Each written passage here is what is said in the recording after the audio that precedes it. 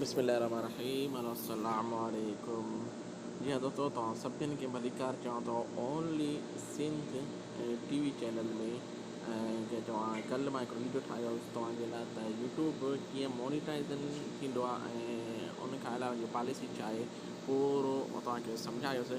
ऐं मां तव्हांखे ॿुधाइण लाइ त काफ़ी दोस्त इहे पुछा पिया कनि त इन जो सेटिंग यूट्यूब जो कीअं थींदो ऐं असां पंहिंजे चैनल जो नालो कीअं लिखूं ऐं के चवां ॿियो खोड़ सारा सुवाल उन्हनि कयो। ठीकु आहे, अॼु मां उन ई टॉपिक ते वीडियो ठाहियां थो तव्हां सभु दोस्तनि लाइ जेके सुवाल पिया कनि, जेके पुछा पिया कनि। ऐं सोचियोसीं हिकु ई वीडियो ठाहियां सभु दोस्तनि लाइ। जी हाँ दोस्तो, वीडियो आख़िर तक ॾिसिजो ऐं असांजे अगरि नवां आहियो असांजे चैनल खे लाइ सब्सक्राइब कजो ऐं लाज़िम लाइक कजो। जी हाँ दोस्तो, तव्हांखे ॿुधाईंदो लाइ त तव्हां वटि अगरि यूट्यूब अगरि तव्हां वटि जीमेल अकाउंट ठहियलु आहे त जीमेल अकाउंट तव्हां जीअं लॉगिन कंदव त तव्हांजे साम्हूं यूट्यूब जेको मेन पेज यूट्यूब जो हूंदो आहे उहो खुली ईंदो।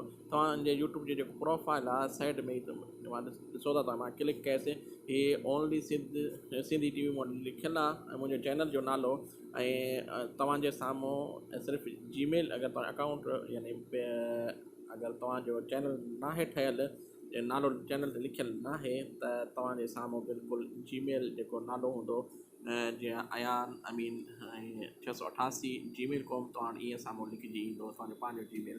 सही आहे। तव्हां हाणे जेका प्रोफाइल इहे तव्हां ॾिसो था, प्रोफाइल जे मथां जेका तस्वीर जो निशान आहे उनजे मथां क्लिक कंदव। जीअं क्लिक कंदव त साम्हूं तव्हांजो बिल्कुलु ईअं खुली ईंदो। उनजे मथां जेका सेटिंग वारो निशान आहे, तव्हां सेटिंग जे मथां ओके कंदो, तव्हांखे साम्हूं बिल्कुलु अची वियो मुंहिंजो जेको चैनल जो नालो आहे ओनली सिंधी टीवी।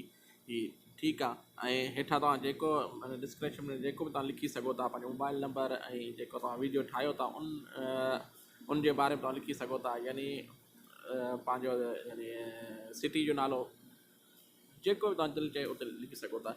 बहरहाल यानी मूंखे सम्झाइणो सिर्फ़ु इहो हो, तव्हांजो जेको चैनल जो नालो किथे लिखिबो तव्हांखे ॿुधायोसीं। उमेदु कयां थो तव्हांखे सम्झ में आयो हूंदो।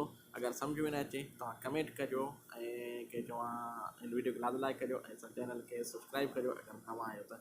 अलाह हाफ़िज़। GSN सदा जी।